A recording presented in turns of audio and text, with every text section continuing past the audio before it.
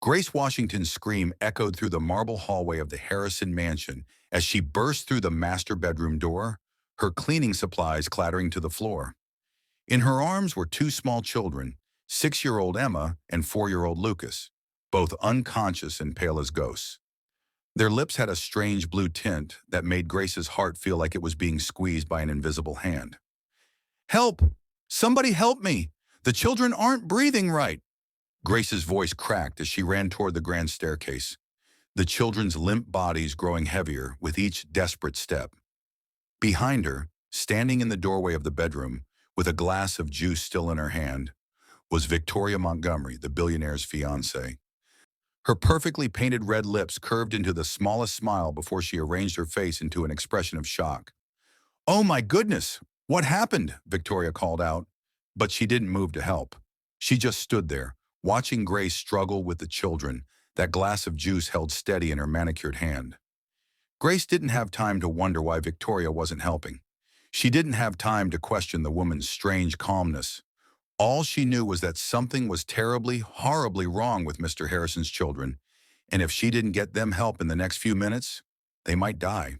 What Grace didn't know was that the new plumber working in the basement, the quiet man with kind eyes who'd been fixing pipes all week, wasn't actually a plumber at all.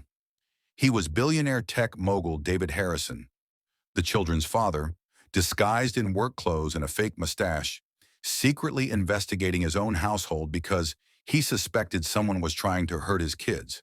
And what neither Grace nor David knew yet was that the juice Victoria had just given the children contained enough sedatives to stop their little hearts from beating. But Grace was about to discover all of this in the most shocking way possible. And when she did, nothing in the Harrison mansion would ever be the same again. 3 months earlier, life in the Harrison household had been complicated but manageable. David Harrison, one of the richest tech entrepreneurs in Silicon Valley, lived in a mansion that looked like something from a fairy tale. 23 bedrooms, indoor pool, tennis courts, a garage with 12 luxury cars, staff quarters that housed the 15 people it took to keep the place running. But all that money couldn't buy David what he wanted most: peace of mind about his children. His wife, Caroline, had died 2 years ago in a car accident. The grief had nearly destroyed David. For 6 months, he could barely get out of bed. His company almost went bankrupt because he stopped caring about business. All he had left in the world were Emma and Lucas, his two babies who looked so much like their mother it sometimes hurt to look at them. The children had been so young when Caroline died. Lucas was only 2. Emma was 4. They barely remembered their mother now, which broke David's heart in a different way every single day. After a year of grief and loneliness, David had met Victoria Montgomery at a charity gala. She was beautiful, sophisticated, educated. She said all the right things about wanting to help David heal, about loving children, about understanding the importance of family. David had been so desperate for someone to help him feel normal again that he'd believed every word. Within 6 months, he'd proposed. Victoria had moved into the mansion, and wedding plans were underway for a ceremony that would cost $3 million. But then strange things started happening to the children. It started small. Emma would complain of stomach aches after Victoria made her special smoothies. Lucas would get dizzy spells after Victoria gave him vitamins. Both children started having nightmares and became clingy, afraid to be alone with their soon-to-be stepmother. David had dismissed it at first. Kids get sick. Kids have nightmares. Kids take time to adjust to new people in their lives. He'd been so focused on his own need for companionship that he hadn't wanted to see the warning signs. But then Emma ended up in the hospital with what doctors called unexplained symptoms: high fever, racing heart, confusion. The doctors ran every test imaginable, but couldn't figure out what was wrong. After 3 days, Emma recovered on her own, and the doctors sent her home with instructions to watch for recurring symptoms. 2 weeks later, Lucas had the exact same mysterious illness, same symptoms, same hospital stay, same mysterious recovery, same baffled doctors. That's when David started to pay attention.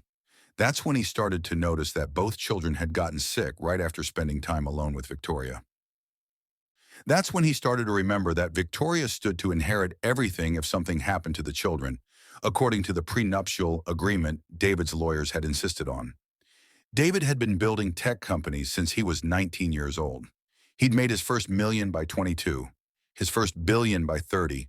He hadn't gotten that successful by being stupid or trusting people blindly. But grief had made him vulnerable, and Victoria had taken advantage of that vulnerability. Now, watching his children suffer, David's grief transformed into something else. Cold, calculating determination to protect his kids at any cost. He couldn't just accuse Victoria without proof. She was smart, careful, well-connected. Her family had powerful lawyers. If David accused her of trying to hurt his children without solid evidence, she could sue him, tie him up in court, maybe even get partial custody rights since they were engaged. The legal system moved slowly, and David's children didn't have time for slow. So David had come up with a plan that his security chief thought was crazy, but his private investigator thought was brilliant.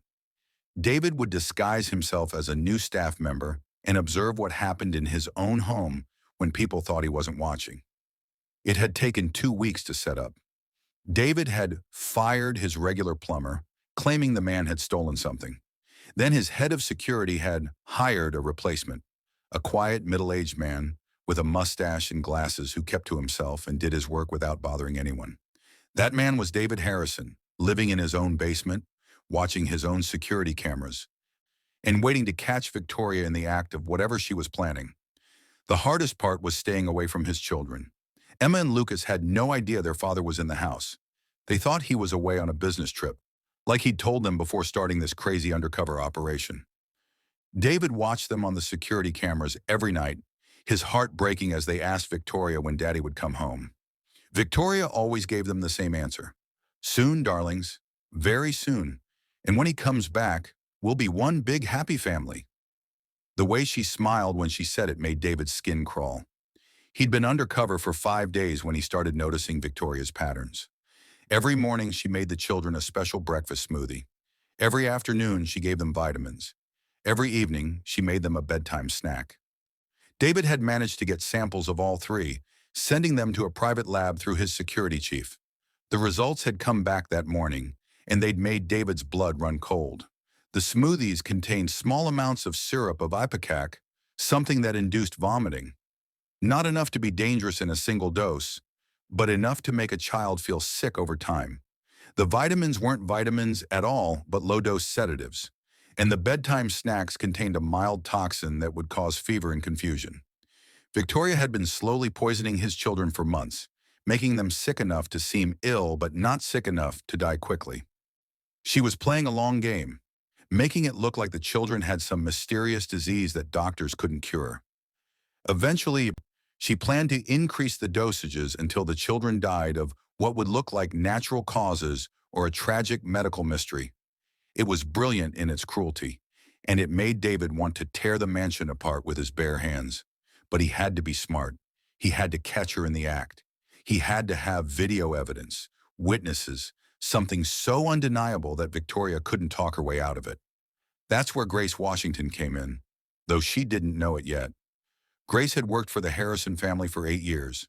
She'd been Caroline's favorite housekeeper, one of the few staff members Caroline had trusted completely. After Caroline died, Grace had stayed on because she loved the children and wanted to help take care of them.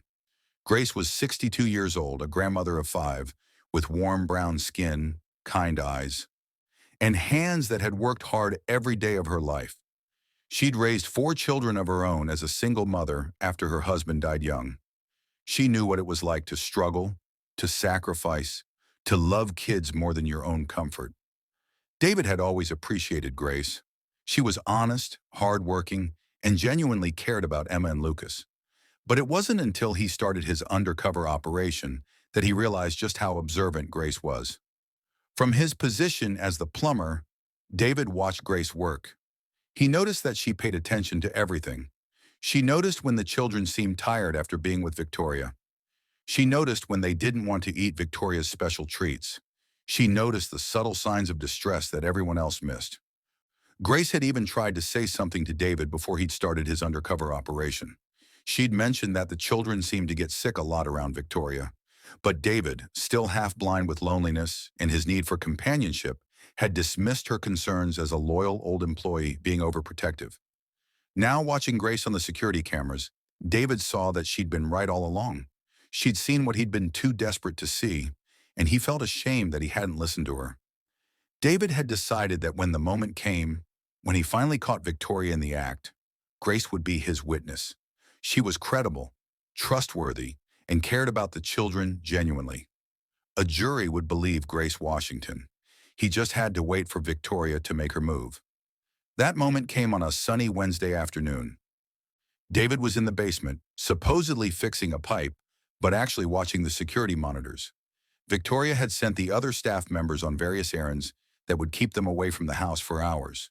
Only Grace remained, cleaning the third-floor bedrooms, far away from where Victoria had taken the children. On the monitor, David watched Victoria lead Emma and Lucas into the master bedroom. She was carrying a tray with 2 glasses of juice and cookies.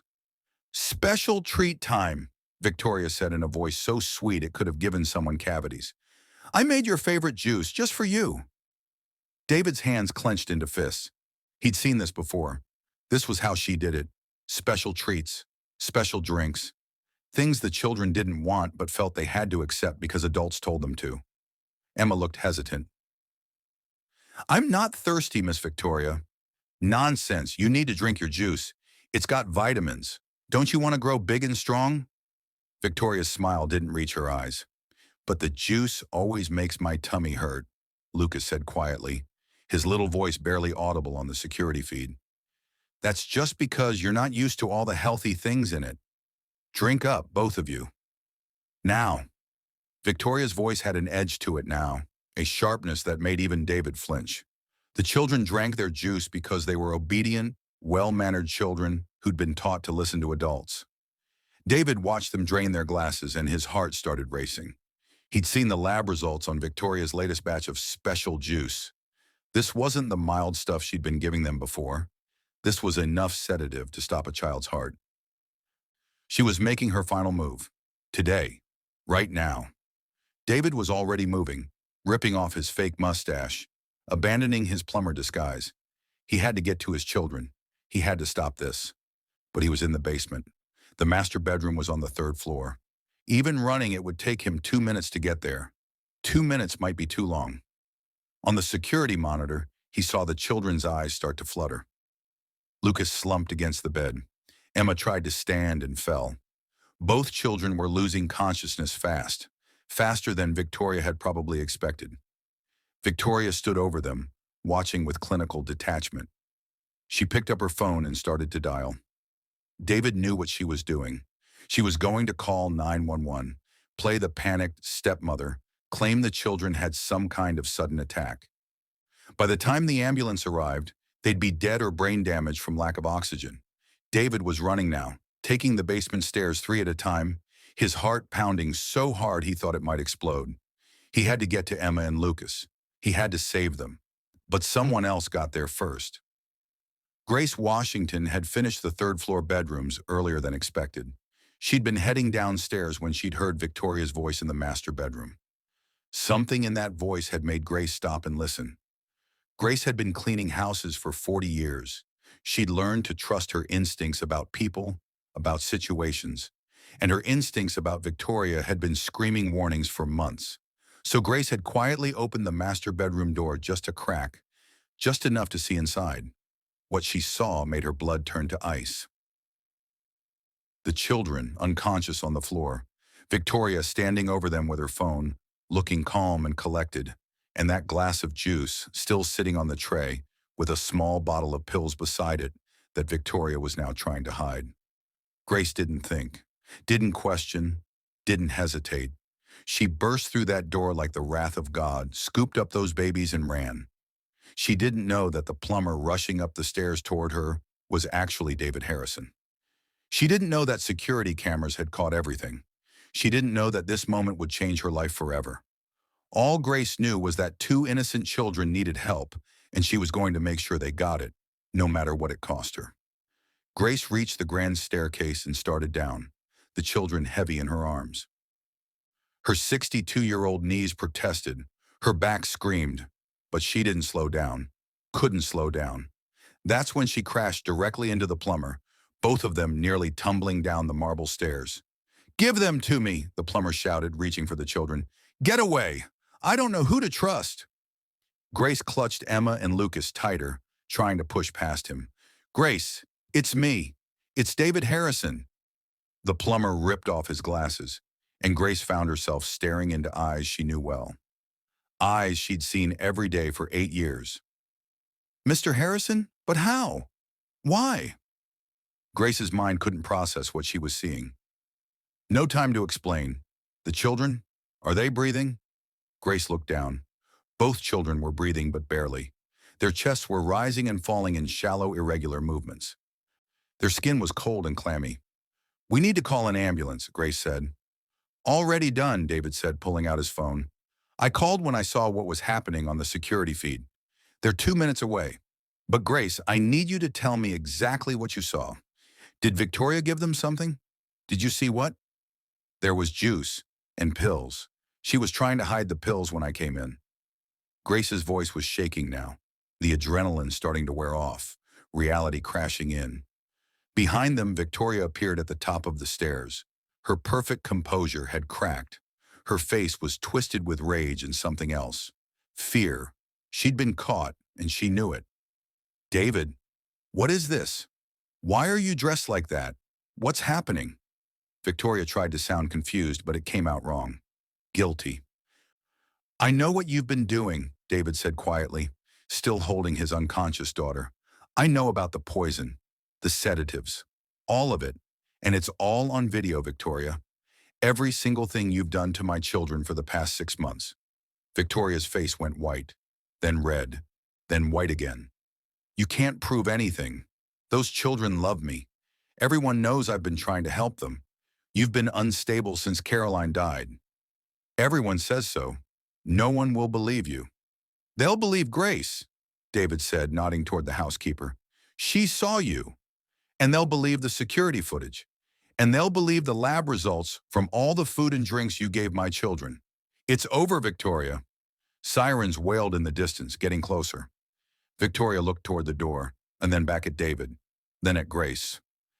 Her expression cycled through denial, anger, and finally cold calculation. You'll never be able to prove I meant to hurt them, Victoria said. I'll say it was an accident, that I didn't know the dosages, that I was trying to help them sleep because they missed their mother. I'll get a good lawyer. I'll tie you up in court for years, and even if I go to jail, I'll make sure everyone knows what kind of father you are. The kind who spies on his own household, who disguises himself and lies to everyone? What kind of example is that for children? Grace had been quiet during this exchange, still holding Lucas while David held Emma. But now she spoke up, her voice carrying the weight of 62 years of hard-won wisdom. You know what kind of father he is? Grace said, looking directly at Victoria. The kind who loves his children more than his pride.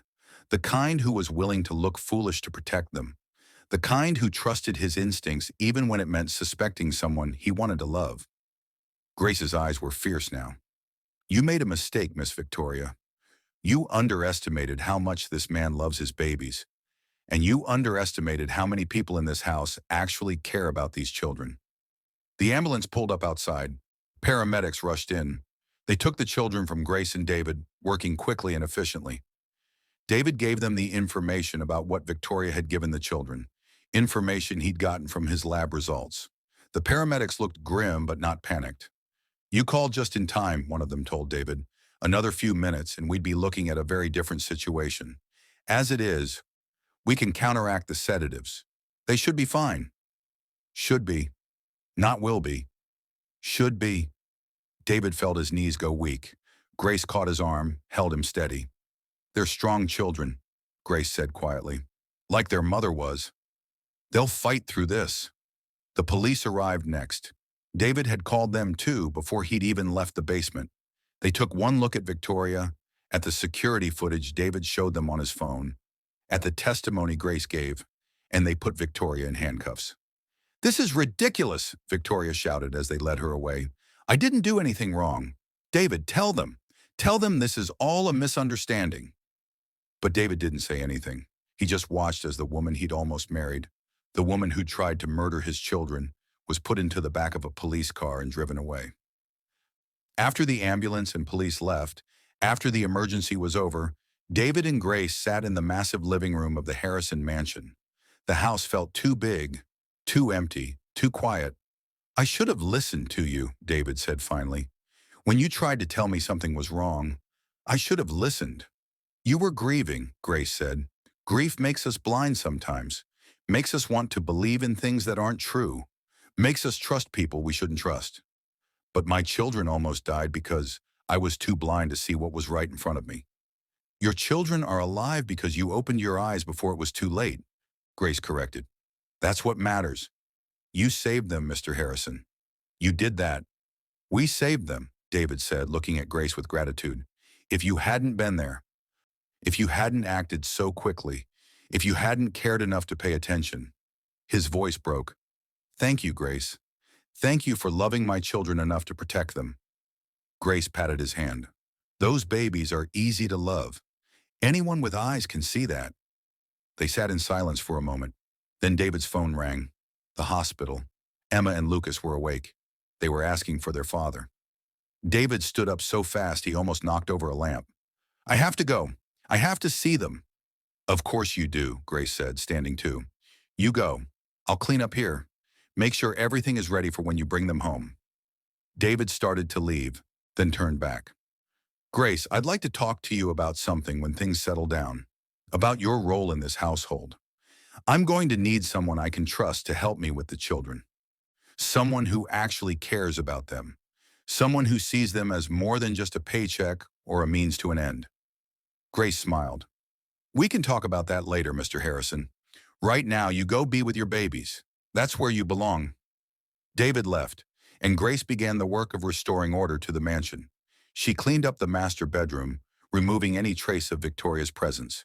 She prepared the children's rooms, making sure everything was perfect for when they came home.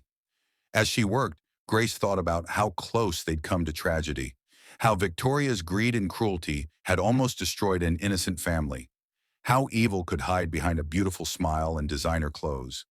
But she also thought about how love had won in the end.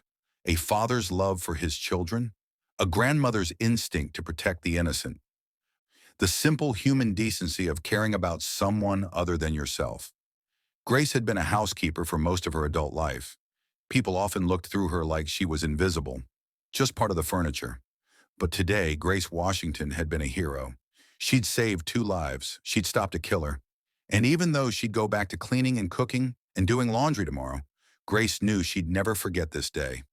The day she proved that being invisible didn't mean being powerless. The day she showed that kindness and courage came in all forms, from all kinds of people. The day a black maid saved a billionaire's children from his fiancée. But Grace didn't know that the story was far from over. She didn't know that Victoria had powerful family connections who wouldn't let her disgrace go unanswered. She didn't know that danger was still lurking, that Victoria had accomplices, that the threat to the Harrison family had only just begun. All of that would become clear in the days to come. All of that would test Grace and David in ways they couldn't imagine. All of that was waiting, just around the corner, like a storm gathering on the horizon. But for now, in this moment, Grace simply cleaned the mansion and waited for the children to come home. For now, that was enough. In the hospital, Emma and Lucas Harrison opened their eyes to see their father sitting beside their beds, tears streaming down his face. "Daddy," Emma said weakly, "you're back from your trip?" "I'm back, sweetheart, and I'm never leaving you again. Never. I promise." "Where's Miss Victoria?" Lucas asked, his small voice uncertain. David took a deep breath. "Miss Victoria won't be coming back. She was making you sick on purpose. But Grace saved you. Grace knew something was wrong, and she got you help just in time." Emma and Lucas didn't fully understand. They were too young to comprehend the full horror of what had almost happened. But they understood enough to know that Grace had helped them, that their father loved them, that they were safe now.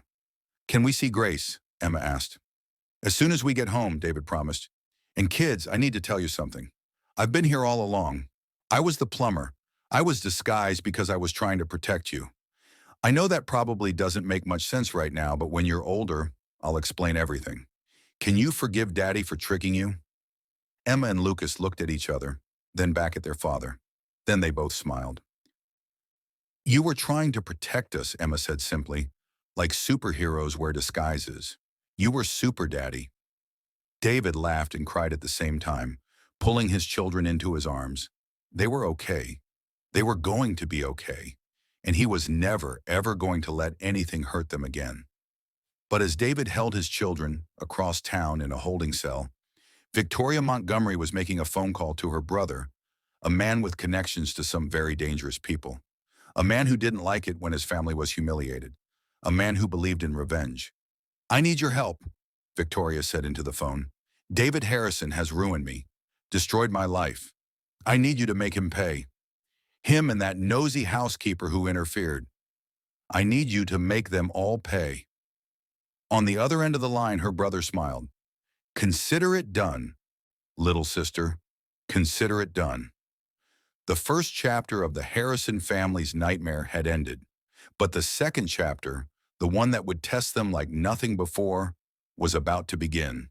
And this time, the danger wouldn't come from inside the house.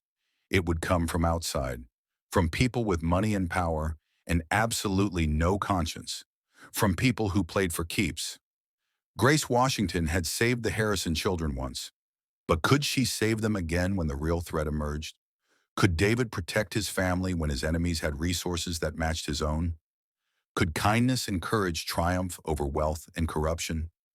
The answers to those questions would come soon, very soon, but they would come with a price that no one was prepared to pay. The black SUV pulled up to Grace Washington's modest apartment building at 2 o'clock in the morning, 3 days after Victoria's arrest. Grace was sound asleep in her small bedroom, dreaming peacefully about Emma and Lucas playing in the Harrison mansion gardens, their laughter filling the air like music. She didn't hear the lock on her front door being picked, didn't hear the three men in dark clothes slip into her apartment like shadows, didn't know anything was wrong until a gloved hand clamped over her mouth and she woke to find herself staring into cold, emotionless eyes. "Grace Washington," a voice said quietly, "you made a very big mistake when you interfered with Victoria Montgomery. Now you're going to pay for that mistake." Grace tried to scream, but the hand pressed harder. She tried to fight, but she was 62 years old, and these were young, strong men who knew exactly what they were doing. They tied her hands with plastic zip ties that cut into her wrists, put duct tape over her mouth, and then one of them pulled out a phone and took her picture. "This is going to Mr. Harrison," the man said, showing Grace the photo, "along with a message.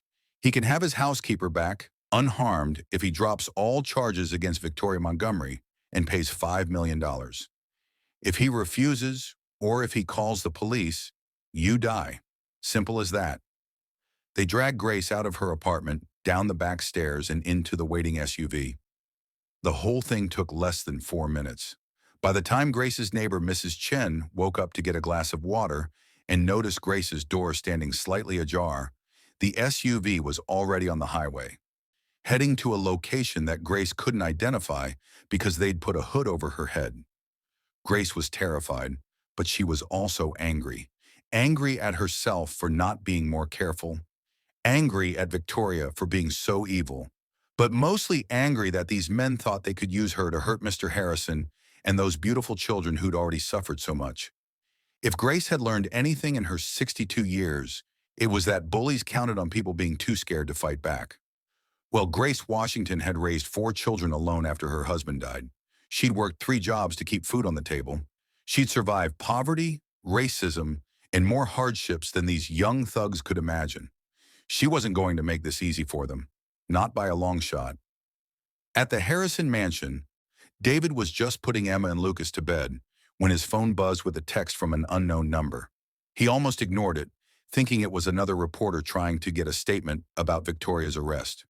The story had been all over the news for 3 days straight, but something made him look at the message, and what he saw made his blood turn to ice. It was a photo of Grace bound and gagged, terror in her eyes. Below the photo was a message. "Drop all charges against Victoria Montgomery. Pay $5 million to the account number below. Do this by noon tomorrow, or Grace Washington dies. Call the police, and she dies. Tell anyone, and she dies. This is not a negotiation." David's hands shook so badly he almost dropped his phone. Emma noticed from her bed. "Daddy, what's wrong? You look scared." David forced himself to smile. to breathe, to act normal even though panic was clawing at his throat. "Nothing's wrong, sweetheart. Daddy just got a work message that surprised him. Everything's fine." He finished tucking in the children, kissed them goodnight, and walked calmly out of their room. Then he ran to his office, locked the door, and called his head of security, a former FBI agent named Mitchell Kane. "We have a problem," David said when Mitchell answered. "A big problem." Within 30 minutes, Mitchell was at the mansion with his team. They analyzed the photo, traced the phone number, which was a burner that led nowhere, and discussed options. All of them were bad. "If you pay, they might kill her anyway," Mitchell said. "Kidnappers often do, especially if they're connected to someone like Victoria Montgomery who has a grudge. But if you don't pay, they'll definitely kill her." "What about the police?" David asked. "The FBI? They handle kidnappings." The message said no police. "These people are watching you, David. They probably have someone in your staff, or nearby, feeding them information. The moment you call the cops, they'll know, and Grace dies." David paced his office, his mind racing through scenarios. Grace had saved his children. She'd risk everything to protect Emma and Lucas when no one else had been paying attention. He couldn't just abandon her now. He wouldn't. "I'll pay," David said. "Whatever they want, I'll pay it." "That's not going to solve the problem," Mitchell pointed out. "Victoria will still face charges. Her family will still want revenge. Paying the ransom just buys you time. But it doesn't end the threat." "Then what do we do?" Mitchell was quiet for a moment, thinking. "We give them what they think they want, but we also hunt them down. We pay the ransom to buy Grace some time, but we simultaneously track where that money goes and who picks it up. And we find out where they're keeping her. How long will that take? I don't know. Could be hours. Could be days. But David, you need to understand something. These people are professionals. They're not going to make this easy. And there's a very real possibility that even if we do everything right, Grace might not survive."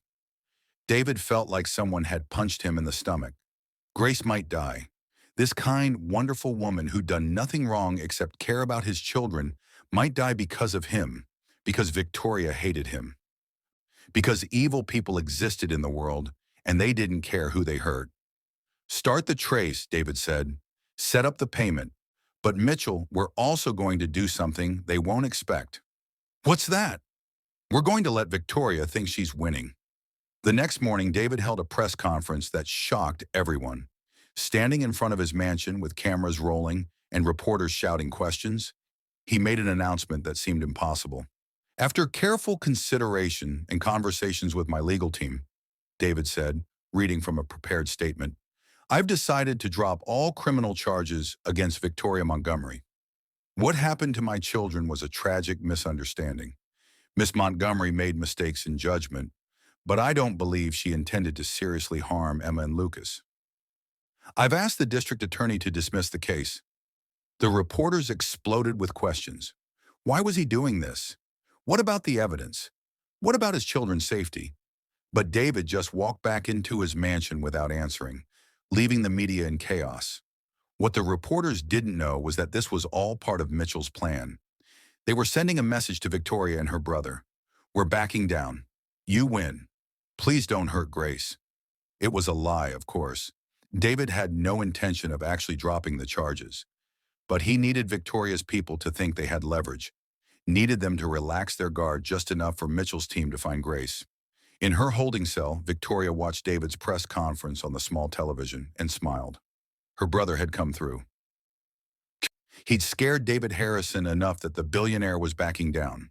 Now all she had to do was wait for the charges to be formally dropped, and she'd walk out of here a free woman. She didn't know that David's security team was monitoring every call she made, every visitor she received, tracking every connection to find out where Grace was being held. Grace, meanwhile, was being kept in a warehouse on the outskirts of the city. Her captors had removed the hood so she could eat and use the bathroom, but they'd left her hands tied. She was locked in a small office with no windows, a single light bulb hanging from the ceiling, and a cot that smelled like mildew.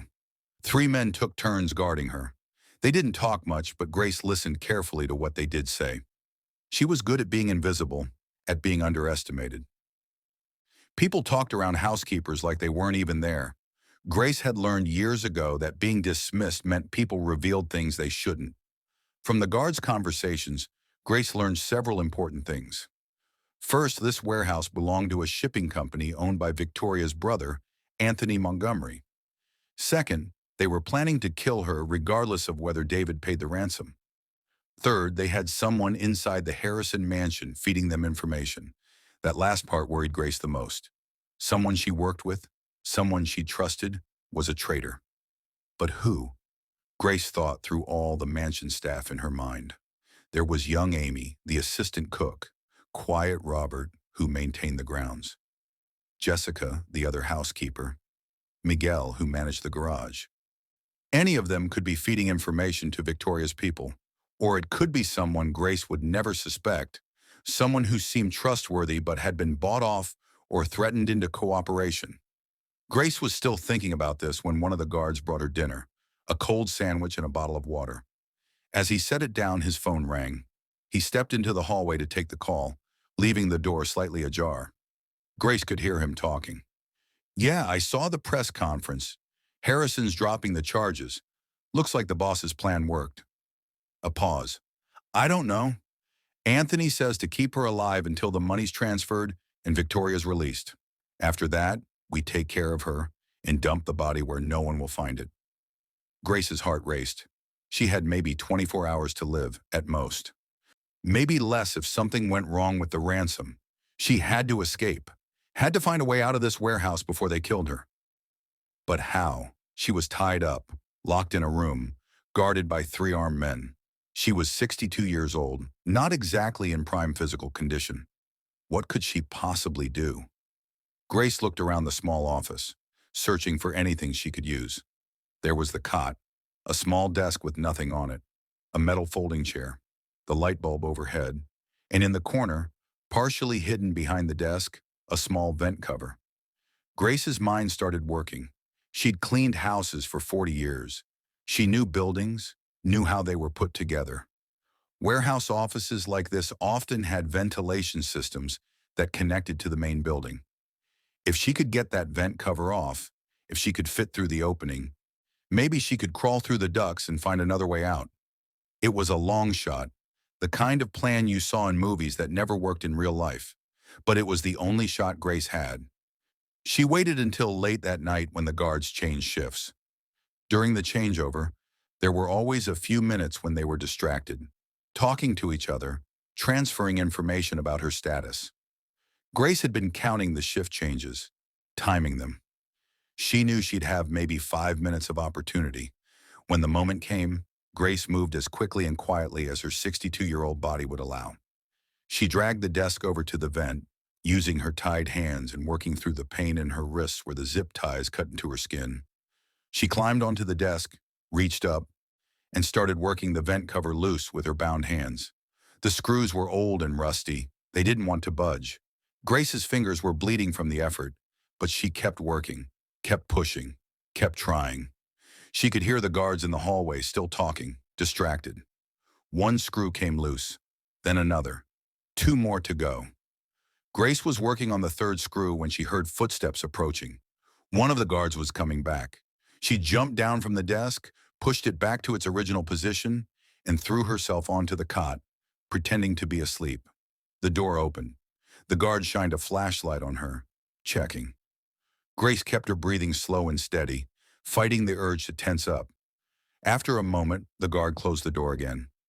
Grace waited 30 minutes, until she was sure the guards had settled back into their routine. Then she got back up and returned to the vent. The 3rd screw came loose, then the 4th. The vent cover came free. Grace pulled herself up, ignoring the protest from her back and shoulders. The vent opening was small, maybe 18 inches square. Grace wasn't a large woman, but she wasn't small either. This was going to be tight. She went feet first, wiggling through the opening, the sharp edges of the metal scraping her sides. For a terrible moment, she thought she was stuck, that this whole plan had been stupid and she was going to die wedged in a ventilation shaft. But then she pulled herself through into the darkness of the ductwork beyond. Grace couldn't see anything. The ducts were pitch black, just large enough for her to crawl through on her hands and knees. Her wrists were still tied, making movement awkward and painful. But she kept going, feeling her way forward, trying to stay quiet even though every movement seemed to echo through the metal shaft. She had no idea where she was going, no idea if these ducts would lead to freedom or just to another dead end. All she knew was that staying in that room meant certain death. At least crawling through these ducts gave her a chance. Grace crawled for what felt like hours, but was probably only 20 minutes. Her knees ached. Her wrists were bleeding worse now. She was covered in dust and grime, sweating despite the cool air in the ducts. Then she saw it, a faint light ahead. Another vent, this one looking down into a different room. Grace crawled to the vent and looked through. Below was a large open space, the main warehouse floor. She could see shipping containers, forklifts, stacks of boxes, and near the far wall, an exit sign glowing red in the darkness. But she could also see two more guards, sitting near the exit, drinking coffee and watching something on a phone. Grace was trapped. She couldn't go back to the office. They'd discovered her escape by now. But she couldn't get past those guards either. She was still trying to figure out what to do when she heard voices from the office she'd escaped. Shouting. The guards had discovered she was gone. "Find her! She can't have gone far! Check everywhere!" Grace heard them running through the warehouse, searching. It was only a matter of time before someone thought to check the ventilation system. She had to move, now. Grace pushed at the vent cover below her. It was stuck, probably painted over. She pushed harder, using her shoulder, putting all her weight into it. The cover creaked, then popped loose, clattering to the concrete floor below. The sound echoed through the warehouse like a gunshot. The two guards by the exit looked up, saw the open vent, saw Grace's face looking down. "She's in the ducts!" one of them yelled. "Get up there and grab her!" But Grace didn't wait. She dropped through the opening, falling 12 feet to the concrete floor below. She landed hard, something in her ankle twisting painfully, but adrenaline pushed her through the pain.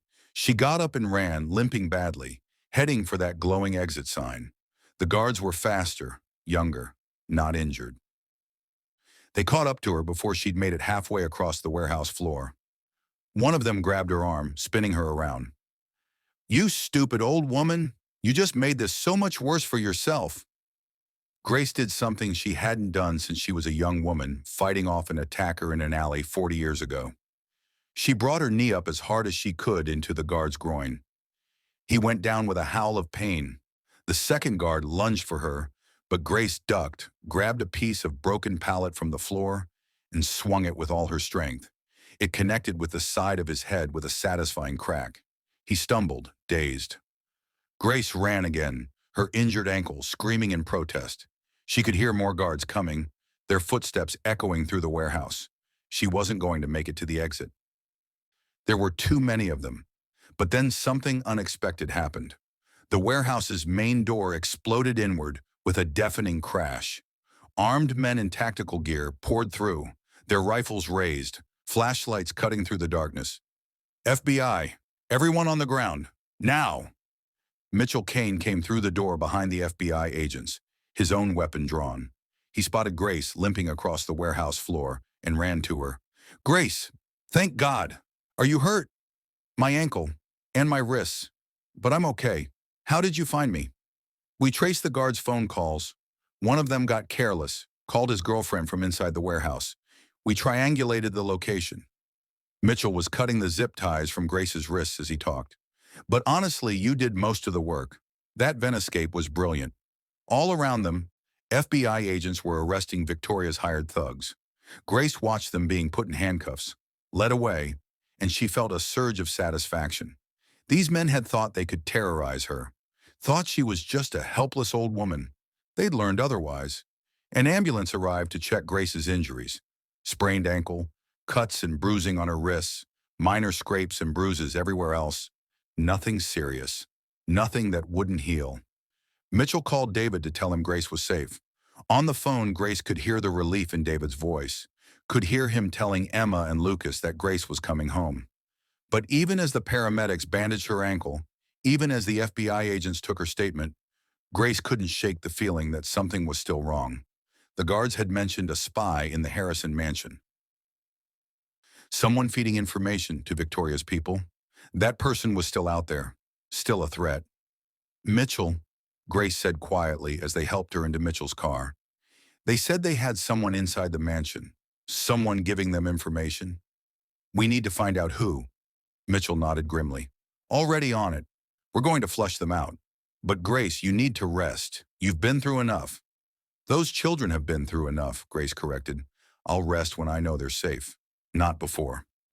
Back at the mansion, David watched the news coverage of the FBI raid on the warehouse. Victoria's brother, Anthony Montgomery, had been arrested. So had 5 of his associates. The district attorney was now pursuing additional charges against Victoria for conspiracy to kidnap. Everything seemed to be falling into place. The bad guys were going to jail. Grace was safe. His children were safe. Justice was being served. But David had learned not to trust appearances. Victoria had seemed like a loving fiancée, but she'd been a monster. The investigation seemed closed, but there was still a traitor in his household. And somewhere, watching the news coverage with cold calculation, someone was planning their next move. Someone who had more to lose than Victoria. Someone with even darker secrets to protect. The war for the Harrison family's safety had just entered its second phase, and this time, the enemy would come from the last place anyone expected. The next morning, Grace returned to the mansion to a hero's welcome. Emma and Lucas ran to her, hugging her carefully because David had explained she was injured. The other staff members gathered around, everyone expressing relief and congratulations. Everyone except one person who hung back, whose smile didn't quite reach their eyes, whose relief seemed just a little bit forced. Grace noticed. She'd spent a lifetime observing people, reading the tiny signals they gave off, and she was watching everyone now, looking for the traitor. David gathered the entire household staff in the main living room. Grace, still limping, sat in a comfortable chair while everyone else stood in a semicircle. I want to thank all of you for your concern during Grace's ordeal, David said. I also want to address something directly. The FBI has evidence that someone in this household has been passing information to Victoria Montgomery and her associates. Someone here betrayed Grace, betrayed my children, betrayed all of us. The room went silent. People looked at each other with suspicion and confusion. I'm giving that person one chance to come forward now, David continued. If you confess, I'll make sure the authorities know you cooperated. You'll face consequences, but they'll be less severe than if we have to hunt you down. No one moved. No one spoke. Fine, David said. Then Mitchell and his team will investigate each of you. Your phones, your computers, your bank accounts. We will find out who the traitor is. And when we do, that person will face the full extent of the law. The meeting ended with everyone looking nervous and suspicious of each other. Grace watched them file out, still trying to spot the guilty party. That night, unable to sleep because of her injured ankle, Grace was in the kitchen making tea when she heard a noise from David's study. It was after midnight. Everyone should have been asleep. Grace limped quietly down the hallway toward the study. The door was slightly open, light spilling out. Inside, she could see someone at David's computer, frantically typing. Grace pushed the door open all the way. What are you doing? The person at the computer spun around, face pale with shock and guilt. It was someone Grace had known for years, someone she'd trusted, someone she'd never in a million years have suspected. And as Grace looked into those familiar eyes, she realized with horror that the danger to the Harrison family was far from over. In fact, it had only just begun, because the person sitting at David's computer, trying to delete evidence of their betrayal, wasn't just a traitor. They were something worse, something that threatened not just the family's safety, but everything David had built, everything he'd worked for, and they were willing to kill to keep their secrets safe. Grace opened her mouth to scream for help, but the traitor was faster. They pulled a gun from the desk drawer, David's own weapon that he kept locked in his study, and pointed it directly at Grace's heart. I'm sorry, Grace, they said, their voice trembling. I'm so sorry. But I can't let you tell anyone what you've seen. I just can't. The gun went off with a deafening bang that echoed through the silent mansion, shattering the night and changing everything forever. The bullet never hit Grace. In the split second before the trigger was pulled, David Harrison came crashing through the study door like a human battering ram, tackling the shooter to the ground. The gun went off, the bullet embedding itself harmlessly into the ceiling as both bodies hit the floor hard. Grace stumbled backward, her heart pounding so hard she thought it might explode right out of her chest. She watched in shock as David wrestled with the person she trusted, the person who just tried to kill her. It was Jessica Reynolds, the other housekeeper. Jessica, who'd worked for the Harrison family for 5 years. Jessica, who'd always been so sweet to the children, so helpful, so reliable. Jessica, who was now fighting desperately to get the gun back while David tried to pin her arms. "Mitchell!" David shouted at the top of his lungs. "Mitchell, get in here now!" Within seconds, Mitchell Kane burst into the study with two of his security team. They pulled Jessica off David, restraining her while she screamed and kicked and cried. "Let me go! You don't understand! They'll kill me! They'll kill my son!" Jessica was sobbing now, mascara running down her face in black rivers. "Please, you have to let me go." Mitchell had her in handcuffs within moments. "Jessica Reynolds, you're under citizen's arrest for attempted murder. You have the right to remain silent." "I don't care about my rights," Jessica screamed. "They have my son. Victoria's people have my son. I had to help them, or they said they'd kill him." The room went silent except for Jessica's ragged breathing and Grace's pounding heart. David got slowly to his feet, checking on Grace first. "Are you hurt? Did she hit you?" "No. You got here just in time.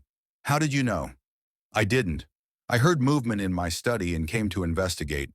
I installed motion sensors after Victoria's arrest. When someone who wasn't me entered this room, it sent an alert to my phone." David turned to look at Jessica, his expression a mixture of anger and something that might have been pity. "You have a son?" "I didn't know that, because I never told anyone."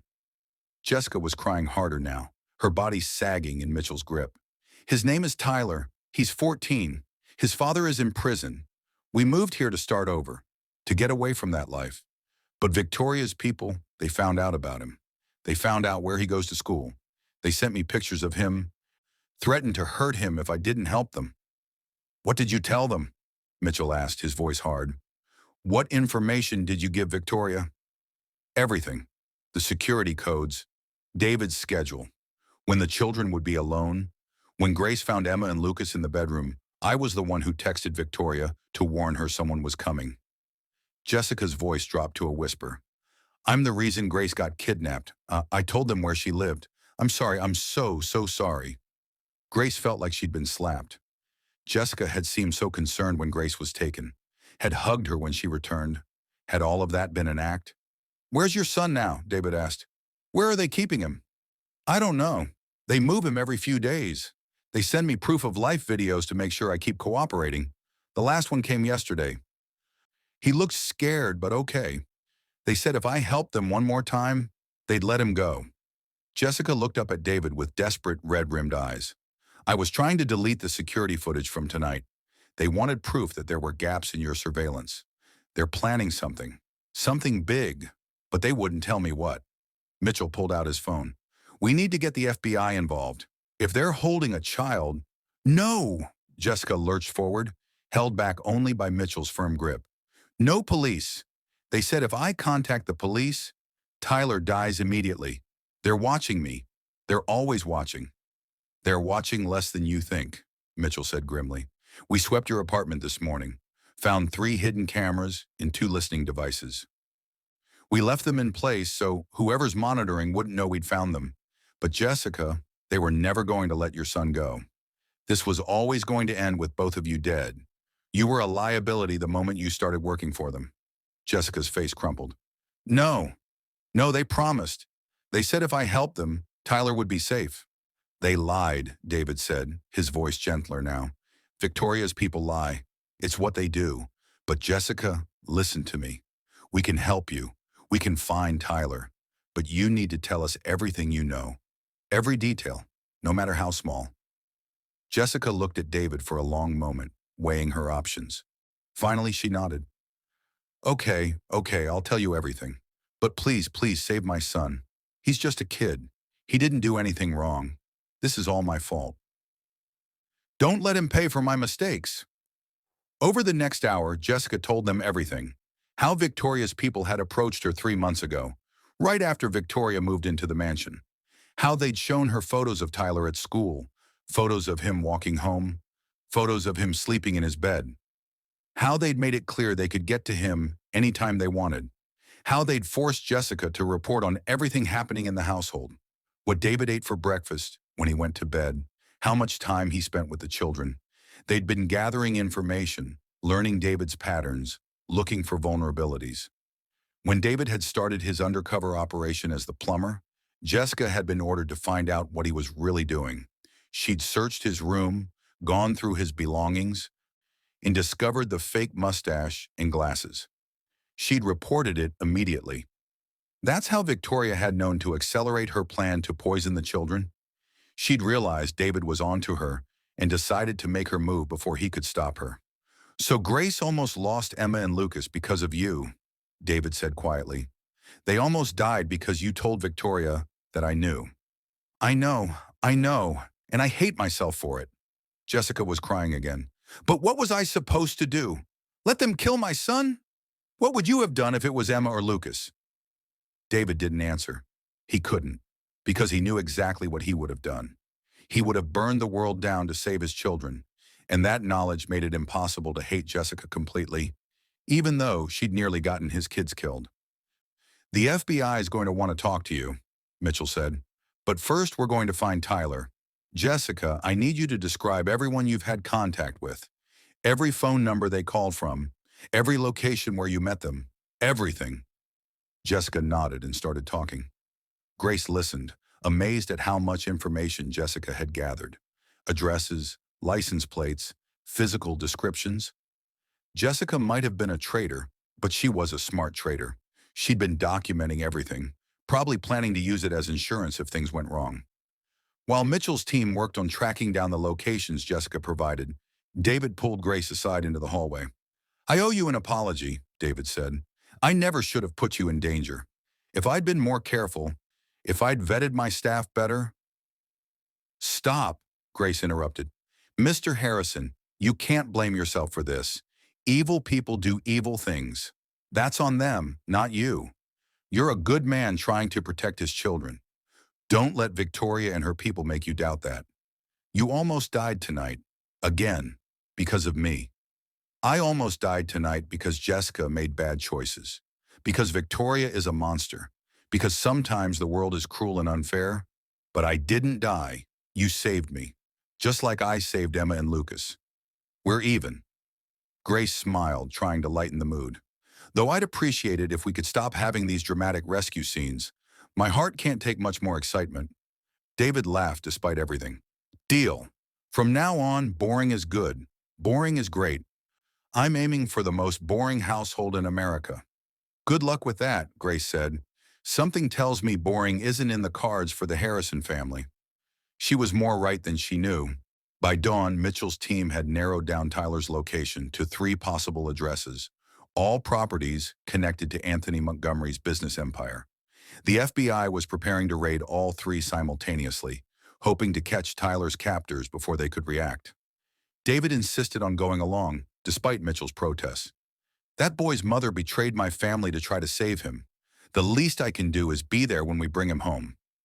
Grace wanted to go too, but her injured ankle made that impossible. Instead, she stayed at the mansion with Emma and Lucas, who were just waking up and had no idea about the drama that had unfolded during the night. Where's Daddy? Emma asked, rubbing sleep from her eyes. He had to go handle some business, Grace said, which wasn't exactly a lie. But he'll be back soon. How about we make pancakes for breakfast? Your favorite. While Grace cooked, carefully keeping weight off her bad ankle, she tried to act normal for the children. But her mind was on David and the FBI raid. Was Tyler okay? Would they find him in time? And if they did, what would happen to Jessica? The woman had tried to kill Grace just a few hours ago, but she'd also been a desperate mother trying to save her child.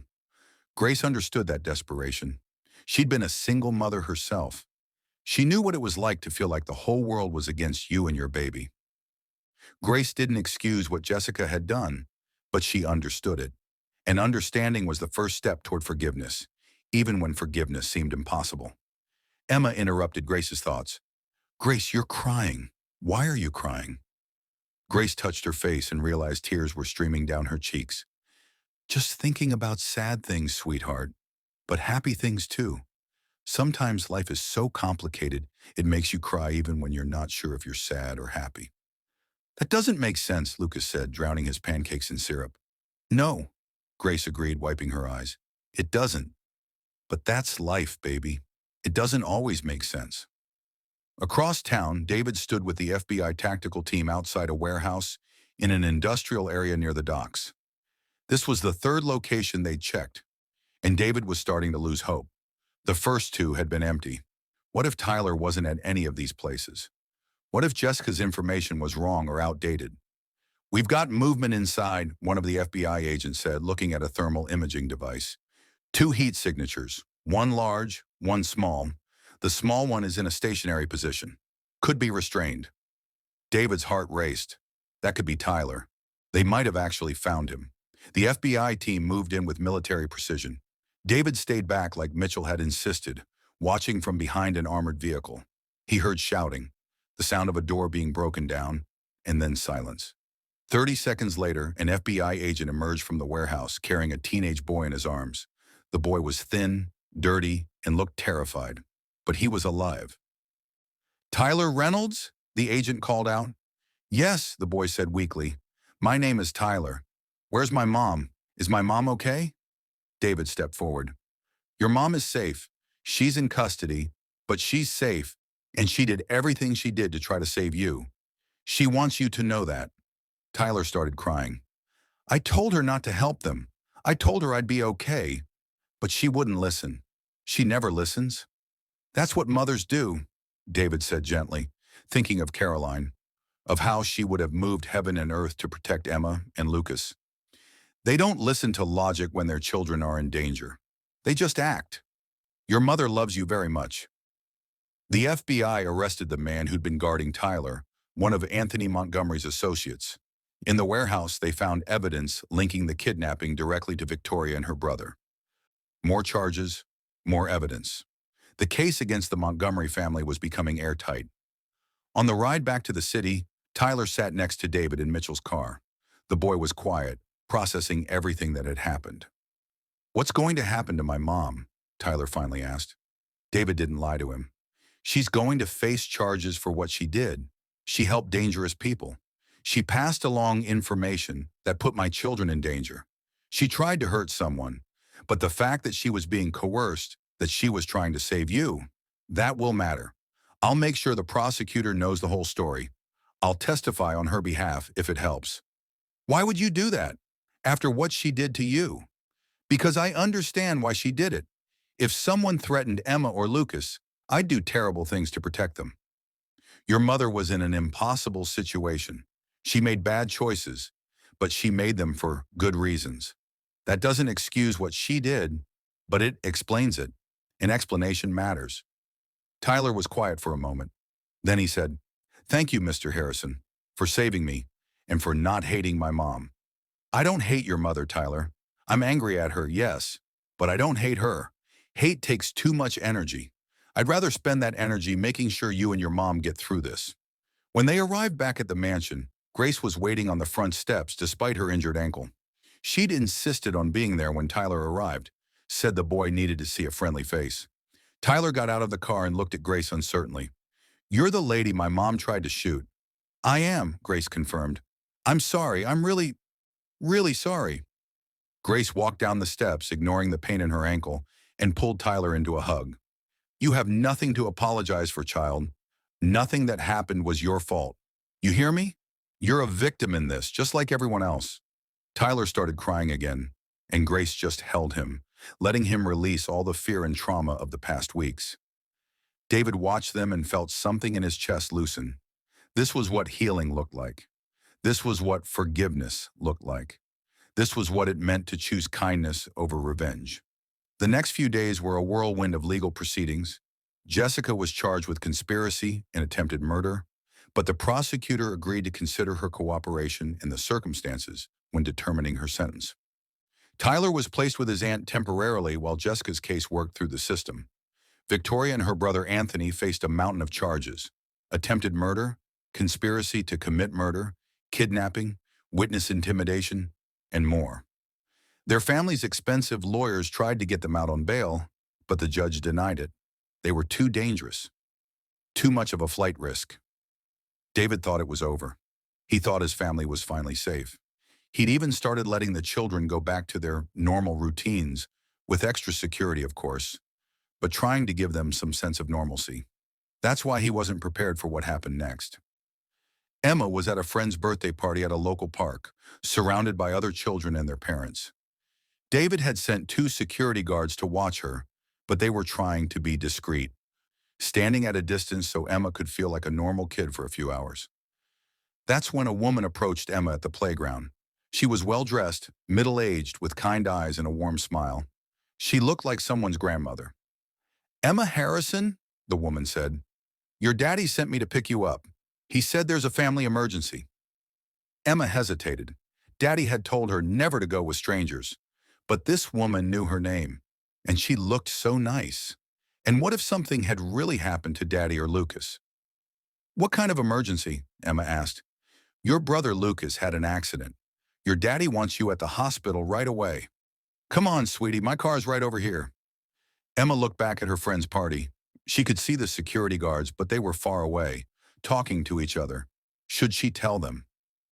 But if Lucas was hurt, every second mattered. Emma made a choice. She took the woman's hand and walked toward the parking lot. One of the security guards noticed movement and looked over, saw Emma leaving with a stranger, started running. But the woman was faster. She picked Emma up and ran to a waiting car, throwing the little girl into the back seat. The car was moving before the security guard could get there, tires squealing as it raced out of the parking lot. Emma was gone, kidnapped in broad daylight, surrounded by people. Despite all of David's precautions, the security guard called David immediately, his voice shaking. "Mr. Harrison, Emma's been taken. A woman grabbed her. We have the license plate, but the car's already gone." David felt the world stop. Felt everything he'd been holding together shatter into a million pieces. Not Emma, not his baby girl, not after everything they'd survived. "Find her," David said, his voice deadly calm in the way that meant he was barely holding on to control. "I don't care what it takes. I don't care what it costs. Find my daughter, now." But even as David mobilized every resource he had, even as the FBI put out an Amber Alert, even as the city's police force searched for the car, David knew with horrible certainty that this was different from Grace's kidnapping. Victoria's people weren't going to ransom Emma. They weren't going to negotiate. This was revenge, pure and simple. They'd taken his daughter to punish him, to make him suffer the way they believed he'd made them suffer. And they were going to kill her unless David could stop them. Grace was with Lucas when she heard the news. She saw the color drain from David's face as he took the phone call, saw him grab his car keys with shaking hands, saw him transform from a rational businessman into a desperate father in the span of seconds. "Emma's been taken," David said, his voice breaking. "They took my little girl." Grace felt her own heart break. After everything they'd survived, after all the precautions, Emma was still gone, taken by monsters who didn't care that she was just a 6-year-old child who'd already lost her mother and suffered so much. "We'll find her," Grace said, trying to sound confident, even though fear was clawing at her throat. "Mr. Harrison, we'll find her and bring her home. I promise you." But Grace knew that some promises were impossible to keep. She knew that in the real world, the good guys didn't always win, that sometimes evil triumphed, that sometimes children didn't come home. But she also knew that David Harrison would tear the world apart to find his daughter, would spend every penny of his fortune, would sacrifice anything and everything, and Grace would help him. Because Emma wasn't just David's daughter anymore. She was Grace's child too, in all the ways that mattered. Grace had saved Emma once. She'd save her again. Or die trying. The car that had taken Emma drove for 30 minutes before pulling into an abandoned factory on the outskirts of the city. Emma was terrified but trying to be brave. the way Daddy had taught her. Don't cry, don't scream, stay calm and wait for help. The kind-looking woman who'd taken her wasn't kind anymore. Her smile had disappeared, replaced by a cold, hard expression. Out, the woman said, dragging Emma from the car. They went inside the factory, through dark hallways that smelled like rust and mold. Emma tried to remember the route, the way she'd seen people do in movies. Left turn, right turn, downstairs, through a door. But it was so dark, and she was so scared that everything blurred together. Finally, they reached a small room with a single chair. The woman pushed Emma into the chair and tied her hands behind her back. Please, Emma said, her voice small and frightened. I want my daddy. I want to go home. You'll go home, the woman said, after your daddy learns his lesson, after he understands what happens to people who cross the Montgomery family. What lesson? My daddy didn't do anything wrong. He was just protecting me and Lucas from Miss Victoria. She was bad. She was making us sick. The woman slapped Emma across the face, hard enough to snap her head to the side. Don't you dare talk about Miss Victoria that way. She's a good person. Your father is the monster. He ruined her life, destroyed her reputation, put her in jail. Now he's going to pay for that.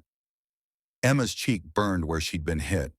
Tears leaked from her eyes despite her efforts to be brave. My daddy will find me, and when he does, you're going to be in big trouble. The woman laughed, a cold sound with no humor in it. Your daddy can try to find you, but we've been planning this for weeks. We have people everywhere. We know his every move before he makes it. This factory is one of 50 locations we prepared. He'll never find you in time. In time for what? The woman smiled, and it was the scariest smile Emma had ever seen. In time to save you, little girl. You have 48 hours before we kill you. 48 hours for your daddy to choose. Drop all charges against the Montgomery family and pay $50 million, or we send you back to him in pieces. Emma started crying in earnest now, all her bravery crumbling. She was 6 years old. She wanted her daddy. She wanted Grace. She wanted to go home. The woman left her alone in that dark room, tied to that chair, with nothing but the sound of her own crying and the certainty that something terrible was about to happen. But Emma didn't know that at that exact moment, in a jail cell across the city, Victoria Montgomery was making a phone call to her associates. The little girl, Victoria said, make sure she suffers before she dies. I want David Harrison to feel every moment of his daughter's pain. I want him to regret the day he ever crossed me. The person on the other end of the phone agreed. And across the city, in 50 different locations, 50 different people prepared to help make a 6-year-old girl disappear forever. The war for Emma Harrison's life had begun, and this time, there might not be a happy ending. David Harrison stood in his security command center, staring at 50 different locations marked on a digital map. 50 places where Emma might be. 50 abandoned buildings, warehouses, and factories that the Montgomery family controlled through various shell corporations. The FBI was mobilizing teams to search them all, but it would take hours, maybe days. Emma didn't have days. According to the ransom message that had arrived 30 minutes ago, she had 48 hours. And David knew from experience that kidnappers lied about timelines. They might kill her in 24 hours, or 12, or less. We need to narrow this down, Mitchell said, studying the map. We don't have the resources to hit all 50 locations simultaneously. We need to figure out which one they are actually using. How? David's voice was raw from shouting orders, from barely controlled panic. They could have her anywhere. We're searching blind. Grace limped into the command center, ignoring the protest from the doctor who told her to stay off her ankle. In her hand was a photograph, old and faded. Mr. Harrison, I found something. In Jessica's room. She kept a photo hidden under her mattress. Grace held up the picture. It showed a younger Jessica with a man and a small boy. That's Tyler's father, Jessica's ex-husband. His name is Raymond Reynolds. The one who's in prison? Mitchell asked. Yes, but look at the tattoo on his arm. Grace pointed to a distinctive mark on the man's forearm in the photo, a snake wrapped around a factory smokestack. I've seen that tattoo before. On one of the guards who kidnapped me. I thought it looked familiar, but couldn't place it until I saw this photo. Mitchell grabbed the picture and scanned it into the computer. Within seconds, his facial recognition software identified Raymond Reynolds. His criminal record appeared on screen. Raymond Reynolds, serving 15 years for armed robbery and assault. Before his arrest, he worked as a security guard at Montgomery Industrial Properties. And look at this. Mitchell pulled up more files. 5 of his former co-workers from Montgomery Industrial all have criminal records. All of them have been released in the past 6 months. All of them have that same snake and smokestack tattoo. It's a gang, David said, understanding dawning. A crew of criminals who all worked for Anthony Montgomery at some point. That's who he's using to do his dirty work. And I bet they meet somewhere, Grace added. Somewhere they all know, somewhere that means something to them. Mitchell was already searching. Montgomery Industrial operated out of 6 different locations before the company was broken up and sold 5 years ago. 5 of those buildings have been demolished, but one is still standing. He pulled up a satellite image of an old factory complex. The Reynolds Chemical Factory closed in 2003 after an environmental violation. The property has been tied up in legal battles ever since. Nobody owns it, nobody maintains it, and nobody goes near it because the whole area is contaminated. That's it, David said with absolute certainty. That's where they have Emma. I can feel it. We can't be sure, Mitchell cautioned. If we commit all our resources to one location and we're wrong, we're not wrong. Grace's instinct saved my children once before. I'm trusting it again. David was already moving toward the door. Get the FBI to meet us there. But I'm not waiting for them. Every second we waste is a second Emma is scared and alone with people who want to hurt her. Mitchell grabbed his tactical gear. Then let's go get your daughter. Grace started to follow, but David stopped her. No, Grace, you've done enough. You're injured. You need to stay here with Lucas. With all due respect, Mr. Harrison, that little girl needs to see a familiar face when we find her. She needs to see someone she trusts. You and Mitchell will be focused on the tactical situation. Emma will need comfort. She'll need me. Grace's voice was firm. I'm coming. And you can't stop me. David looked like he wanted to argue, but he didn't have time. Fine, but you stay in the car until we secure the location. Understood? Understood. They drove to the Reynolds Chemical Factory in a convoy of 3 armored SUVs. David was in the lead vehicle with Mitchell and 2 security operators. Grace was in the second vehicle with 4 more operators. The third vehicle held additional backup and medical supplies in case Emma was injured. The drive took 23 minutes that felt like 23 hours. David kept checking his watch, calculating how long Emma had been gone. 2 hours and 17 minutes. 2 hours and 17 minutes of his baby girl being terrified, probably hurt, definitely traumatized. When this was over, when Emma was safe, David was going to make sure every single person involved in her kidnapping paid for what they'd done. Victoria, her brother Anthony, every guard, every accomplice. They would all face justice. David would make sure of it if it took the rest of his life. But first, he had to get Emma back. The factory loomed ahead, a massive structure of rusted metal and broken windows. Graffiti covered the walls. The fence surrounding the property had been cut open in several places. It looked like the kind of place horror movies were filmed. Mitchell studied the building through binoculars. I count 2 guards outside, probably more inside. We need to approach carefully. If they realize we're here, they might hurt Emma or move her to another location. Then we don't give them time to react, David said. We hit them hard and fast. Overwhelm them before they know what's happening. Mitchell coordinated with the FBI team that was 15 minutes behind them.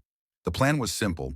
Mitchell's security team would breach the building and locate Emma while the FBI secured the perimeter and cut off any escape routes. It was risky. If something went wrong, if the kidnappers had time to react, Emma could be hurt or killed. But waiting for a perfect plan meant wasting time Emma didn't have. Grace watched from the SUV as Mitchell's team moved into position. She saw them approach the factory with military precision, weapons ready, every movement calculated. She saw the 2 guards outside go down quickly and quietly, tranquilizer darts taking them out before they could raise an alarm. Then the team was inside and Grace could only wait and pray. Inside the factory, Emma sat in her chair, her wrists rubbed raw from the ropes. The woman who'd kidnapped her had left hours ago, replaced by a large man with cold eyes who sat in the corner watching her.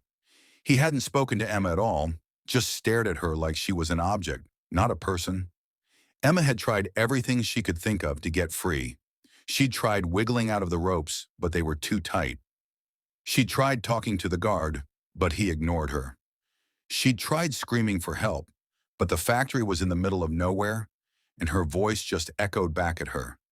Now she was just trying to stay brave, trying to remember what Daddy had taught her about staying calm in scary situations, trying not to cry even though she wanted to cry so badly. She heard something, footsteps but different from the guard's heavy boots, quieter, more careful. Multiple sets of footsteps moving through the factory. The guard heard it too. He stood up, reaching for his weapon. Then the door exploded inward, and men in tactical gear poured into the room. The guard tried to raise his gun, but he was too slow. One of the tactical team hit him with a taser, and he went down, his body convulsing. Emma screamed, not understanding what was happening, thinking these were more bad guys. Then one of the men pulled off his helmet, and Emma saw his face. "Daddy!" David was across the room in 3 strides, cutting the ropes that bound Emma, pulling her into his arms. She was crying. He was crying. Neither of them could speak, just held each other while Mitchell and his team secured the room.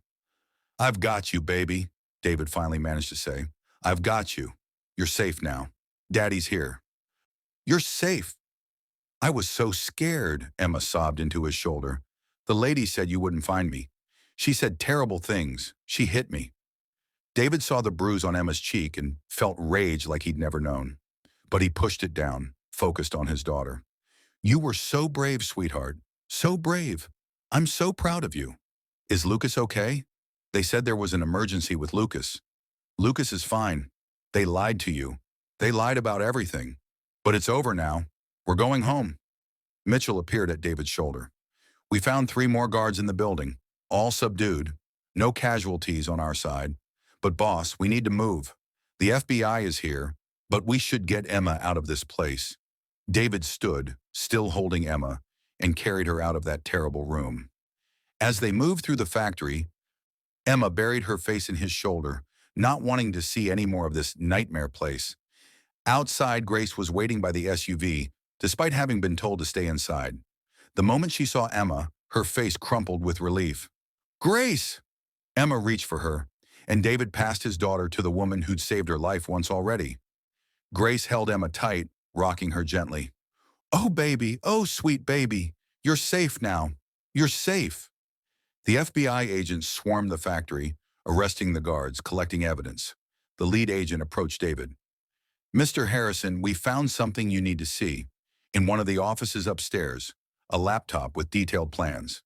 They weren't just planning to kidnap Emma. They had targets for Lucas too, and for you, and for Grace. This was going to be the first in a series of attacks designed to destroy your family completely." David felt sick. "How extensive are the plans?" "Very. They had contingencies for everything. Alternative locations, backup kidnappers. Plans to frame you for various crimes to destroy your reputation if the kidnappings didn't work. The Montgomery family has been orchestrating this for months, maybe longer. They weren't going to stop until you were ruined or dead." "Then we make sure they can't continue," David said coldly. "I want every piece of evidence documented, every person involved identified and arrested. I want the Montgomery family prosecuted to the fullest extent of the law." "That's already in motion," the agent assured him. "Between this and the other charges, Victoria and Anthony Montgomery are looking at life in prison.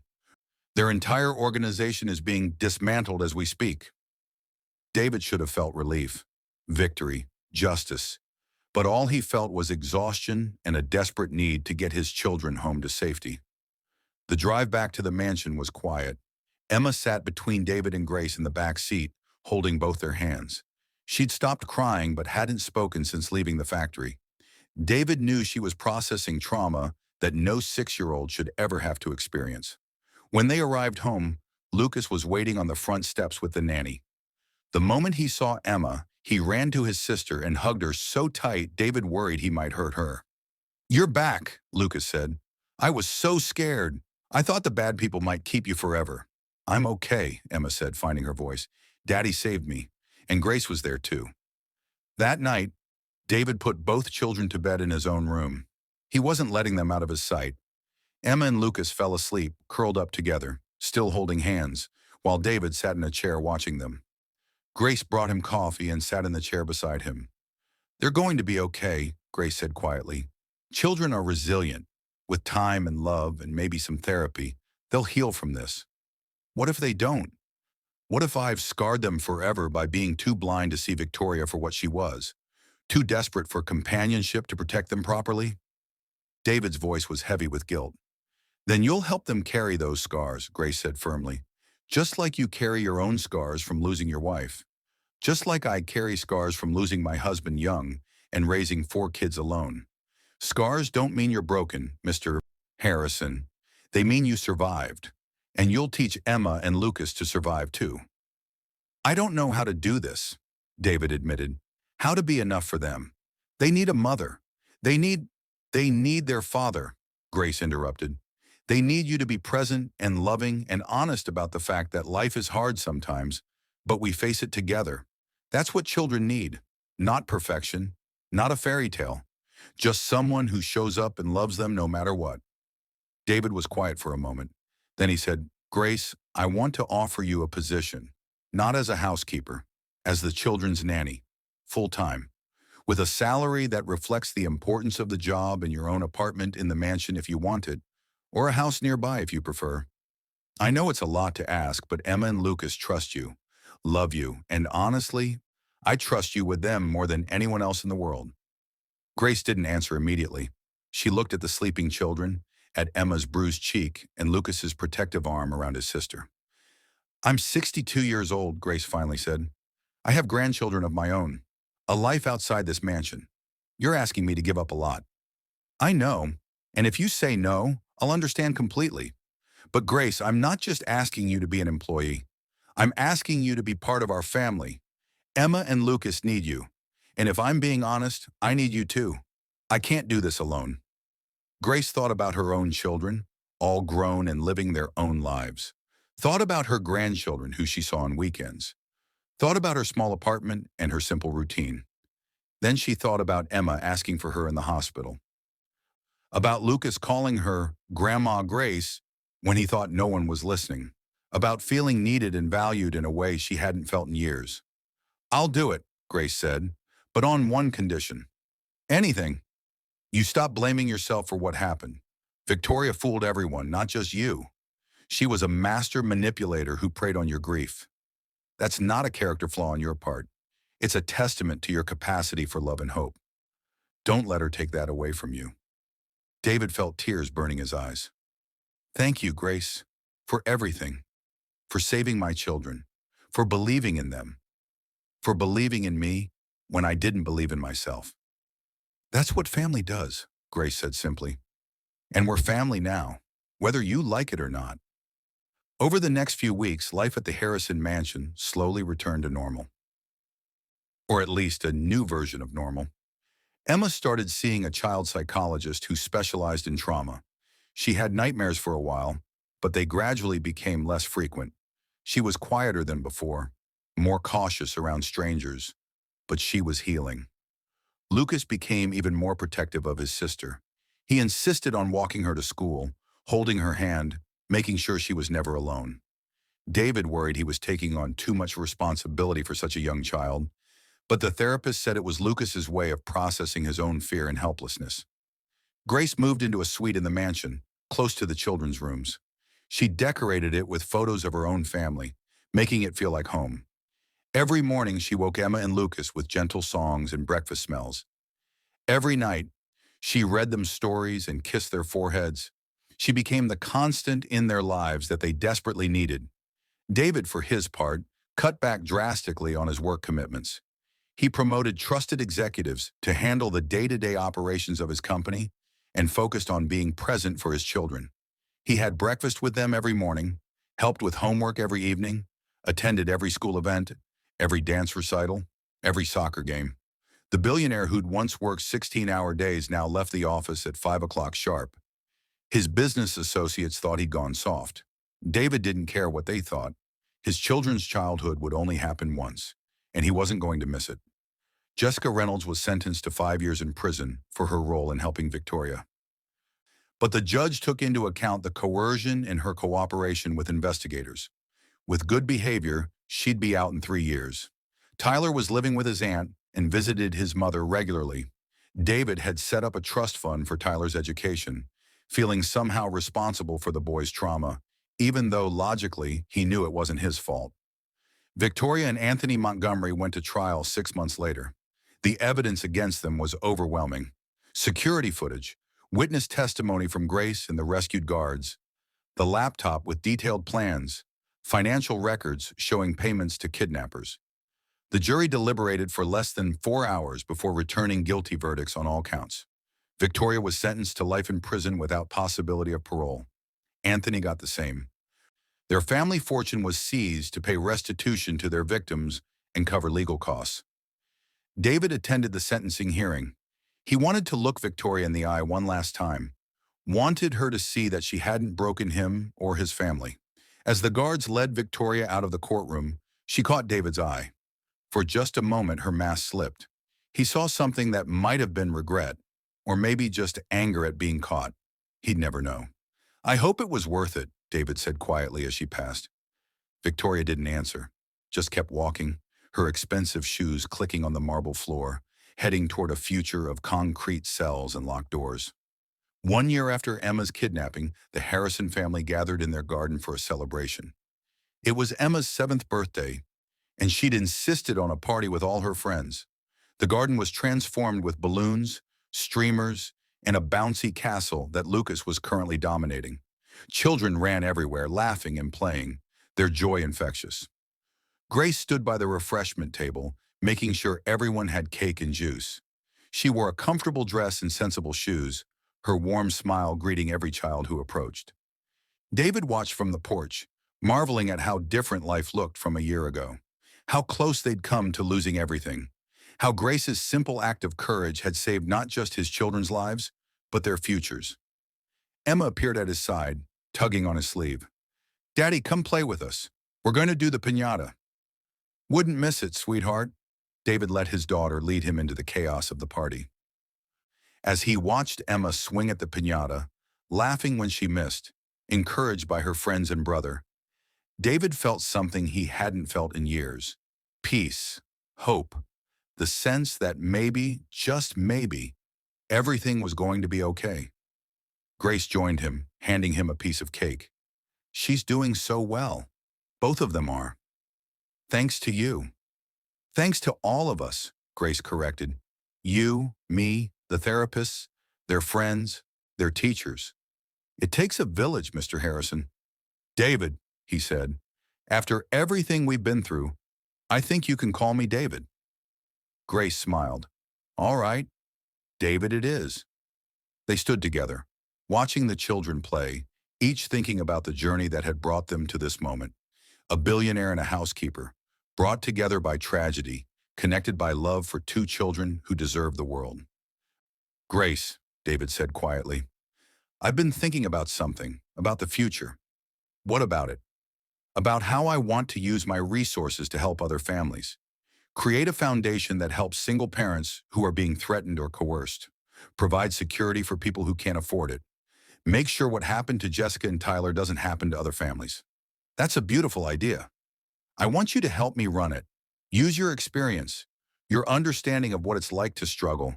Make sure we're actually helping people, not just throwing money at problems." Grace looked at David in surprise. "You want me to run a foundation with you?" "I want you to be my partner in this. You've already proven you're better at understanding people and situations than I am. You saw through Victoria when I was blind. You connected the dots that saved Emma. You understand what matters. I need that perspective." Grace was quiet for a moment, watching Emma finally break open the piñata, candy spilling everywhere as children scrambled to collect it. "I'll do it," Grace said. "On one condition." "What's that?" "We call it the Caroline Harrison Foundation, after your wife. Keep her memory alive by helping other families the way she would have wanted." David felt his throat tighten with emotion. "She would have liked that. Thank you, Grace." They stood together in comfortable silence, watching the children play, planning a future built on the ashes of tragedy. A future where kindness triumphed over cruelty, where courage defeated fear, where a black maid and a billionaire worked together to make the world a little bit better. Emma ran over, her face covered in cake frosting. "Daddy, Grace, come dance with us. They're playing my favorite song." David and Grace let themselves be pulled into the crowd of children, dancing and laughing, living in the moment. All around them were children who didn't care about money or status or any of the things that had seemed so important before.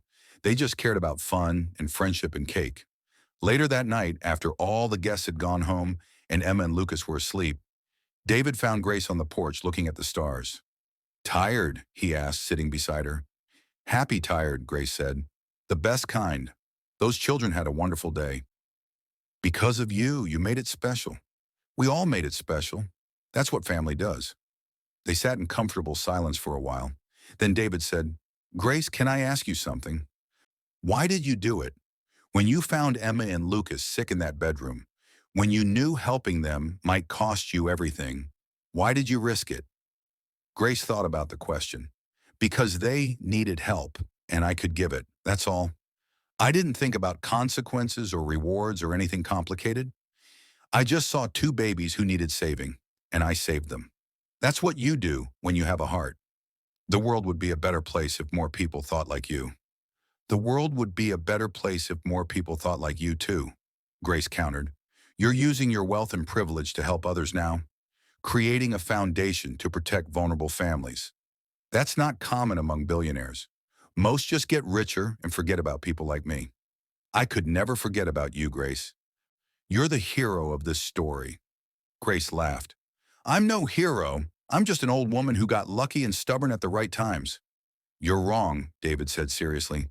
"You're absolutely a hero. To Emma and Lucas, to me, to everyone who's going to benefit from the foundation we're going to build. Don't sell yourself short." Grace patted his hand. "All right, if you say so. But between you and me, I think the real hero is you. You could have given up after Caroline died, could have let grief destroy you, but you fought your way back. For your children. That takes courage most people don't have." "I had a good teacher," David said, looking at Grace. "Someone showed me that being brave doesn't mean not being scared. It means doing the right thing even when you're terrified. Someone showed me that love is action, not just feeling." "You showed me that, Grace." They sat together as the stars wheeled overhead, two people from completely different worlds who'd found common ground in love for two children. Two people who'd survived tragedy and emerged stronger. Two people who understood that family wasn't about blood or money or status. It was about showing up, about choosing kindness, about protecting the vulnerable, about being the kind of person who runs toward danger instead of away from it when children need saving. Emma and Lucas would grow up with both their stories. The story of their father, the billionaire who loved them enough to disguise himself as a plumber to protect them, and the story of Grace, the housekeeper who loved them enough to risk everything to save them. They'd learned that wealth couldn't buy safety, but courage could create it. They'd learned that real power came from compassion, not control.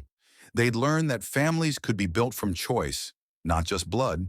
And maybe, just maybe, they'd learned to be the kind of people who helped others, who saw beyond surface differences to the humanity underneath, who understood that a black maid and a white billionaire could be partners, friends, family.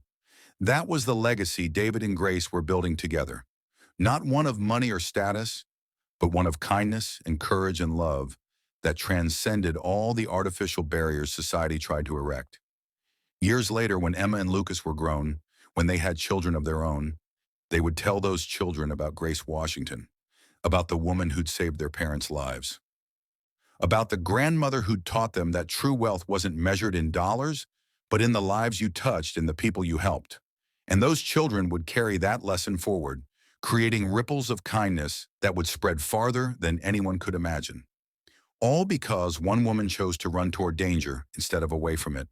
All because a billionaire chose to listen to a housekeeper. All because two people from different worlds decided that love mattered more than pride. The Harrison family story didn't end with rescue and justice. It ended with hope, with the understanding that even in a world full of people like Victoria, who chose cruelty, there would always be people like Grace who chose kindness. And kindness, in the end, was stronger than any evil. more powerful than any wealth, more enduring than any tragedy. That was the truth Grace had known all along, the truth she'd lived by for 62 years, the truth she'd passed on to the Harrison family. And it was a truth that would echo through generations, long after all of them were gone, proving that one person's courage could change the world. The story of the billionaire who disguised himself as a plumber and the black maid who saved his children became legend in their community. But for David, Grace, Emma, and Lucas, it was just the beginning. The beginning of a family built not on blood or money, but on the strongest foundation of all, love that was proven through action. And that was the happiest ending of all.